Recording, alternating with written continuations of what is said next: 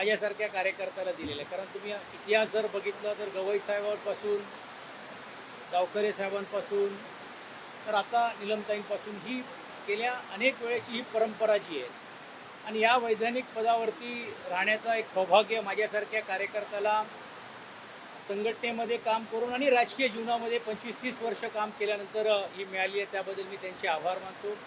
राज्याचे मुख्यमंत्र्यांनी पण पुढाकार घेऊन आणि उपमुख्यमंत्री सुनेत्रा पवार जी असतील, राज्याचे मुख्यमंत्री देवेंद्र फडणवीस जी असतील, हे सर्वांनी मला त्या पदासाठी योग्य ठरवून जो अभिनंदनाच्या प्रस्तावावरती त्यांनी जे माझ्याबद्दलचे जे भाष्य केलं ते खरोखरच माझ्यासारख्या सामाजिक आणि विशेषतः राजकीय क्षेत्रामध्ये काम करणाऱ्या कार्यकर्त्याला एक आशेचा किरण आहे आणि एक शाबासकी असं म्हटलं तर ते अयोग्य होणार नाही. हा व्यासपीठ हा काय राजकीय व्यासपीठ नाही आहे आणि म्हणून विधिमंडळामध्ये सर्वच पक्षाच्या सन्मान्य सदस्यांनी राजकारण बाहेर ठेवून आज एकत्रित रीतीने ही निवडणूक बिनविरोध पार पाडण्याचं काम केलेलं आहे आणि म्हणून मी या सर्व पक्षाचे त्यांचे सर्व सन्मान्य सदस्य असतील, पक्षाचे सर्व नेते असतील, त्यांचा मी मनापासून आभार देखील मानतो आणि मला वाटतं हीच खऱ्या अर्थाने महाराष्ट्राची संस्कृती आहे.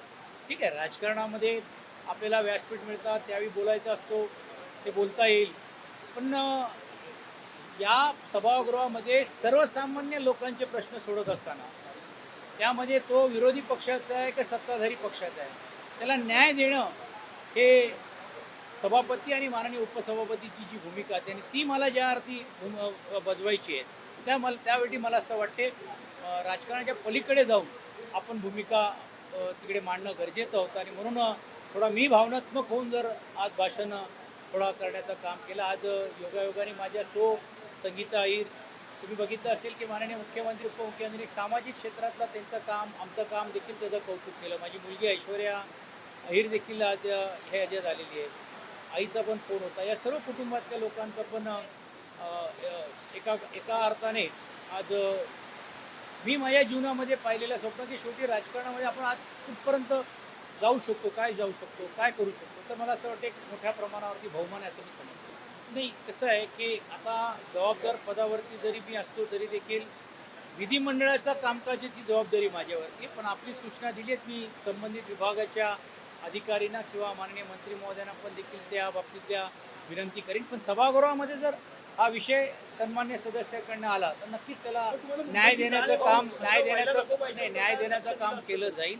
पण तुम्ही जसं आता अधिकची माहिती दिली तर त्यात दखल घेऊन आणि मी तर तुम्ही बघितलं असेल आज काय जरी सांगितलं असेल की जरी केली आहे त्यांनी मी माझ्या वाक्यामध्ये आणि कविता पण जी मी केली शेवटी किती जरी झालं तरी देखील आपल्या ज्या शरीरामध्ये आणि मेंदूमध्ये जे चालले जे वैचारिक आणि जे सर्वसामान्य लोकांचे प्रश्न सोडले आणि मी म्हटल्याप्रमाणे का राजकारणाच्या पलीकडे जाऊन आपल्याला जे करायचं तर मला असं वाटतं माझ्यासारख्या कार्यकर्त्यांची एक सुवर्ण संधी आहे आणि त्या सुवर्ण संधी मध्यमवर्गीय सर्वसामान्य शेतकरी कष्टकरी कामगार या लोकांना न्याय देण्यासाठी कसं उपयोग करता येईल मी ते प्रयत्न करेन. माननीय मुख्यमंत्र्यांनी याबद्दल परवा गेल्या आठवड्यामध्येच काय सांगायचं मी सांगायचं, परंतु मी कुठचंही राजकीय भाष्य करणार नाही.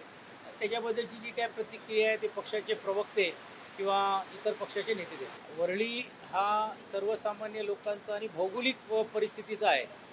वरळी विधानसभा ही काय माझी कधी इस्टेट नव्हती किंवा कोणाची तरी ती इस्टेट आहे अशातला भाग नाही. ते आज लोकप्रतिनिधी आहे. त्यांनी उद्या लोकांमध्ये चांगलं काम केलं तर लोक त्यांचा कौल देतील. उद्या पक्षाने कुठचा जर उमेदवार दिला तर तो त्यावेळीचा प्रश्न निर्माण होऊ शकतो. पण असं वरळीमध्येच निवडणूक लढवायची आहे, वरळीमध्ये आदित्यजींच्या सामोरे जाऊन हे करायचं अशी कुठचीही भूमिका नाही. मला असं वाटते मी आपल्या सर्वांना हात जोडून विनंती करीन की किमान आता मला थोडा गल्लीतून दिल्ली म्हणणार नाही तर गल्लीतून राज्यामध्ये नेण्याचं काम केलं तर अनेक लोकांचे प्रश्न सोडण्याचं काम मला करायला मदत होईल. वरळी हे कोणासाठी केलं जातं नाही, ते एका पक्षाचे नेते ते मुंबईतले 36 विधानसभेच्या कुठच्याही विधानसभेमध्ये जाऊ शकतात. नाही, कुठच्याही विधानसभेमध्ये ते करू शकतात. नाही, कोण असेल आणि नसेल हे कठीण असं कोणाला काही नसतं. निवडणुका असतात, परिस्थिती अनुसार असतात. आता 2014 झाली, मी पण खूप विकास कामं केली. याचा अर्थ लोकांनी त्यावेळी मला मतदान दिलं नाही, कारण मोदींची लाट होती आणि हे दिली. म्हणजे त्यामुळे कोणी दिले नाही अशातला भाग नाही. मी आजही वर्णीमध्ये गेलो तर मला तोच मान तोच सन्मान आहे. तर लोकप्रतिनिधी म्हणून जो मान आणि सन्मान राहतोच.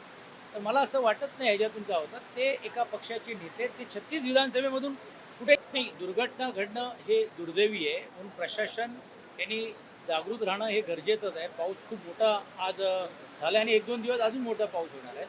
पण तुम्ही जरा विसरतात की मी आता उपसभापती म्हणून बोलतोय.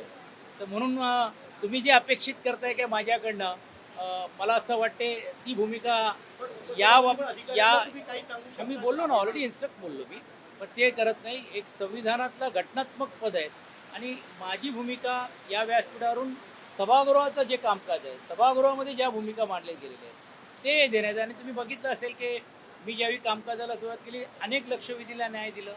विक्रम काळेंची लक्षवेधी तर एकदम वेदनादायक करणारी आहे. ते शिक्षकांना मारलं जात आहे. म्हणजे ही पण ज्या विषयाची आहेत मला असं वाटतं त्या दृष्टिकोनातून माझी भूमिका पुढच्या कामामध्ये राहील. कालच चर्चा झाली आणि ती काल चर्चा संपली आहे. मी आता विधान परिषदेचा उपसभापती म्हणून मी आज सर्व एकमताने निवडून आलेले, या गोष्टीचा मला आनंद आहे. आपल्या परिसरातील बातम्या आमच्यापर्यंत पोहोचवण्यासाठी स्क्रीनवर दिलेल्या क्रमांकावर संपर्क साधू शकता. दूरध्वनी क्रमांक 8652414343.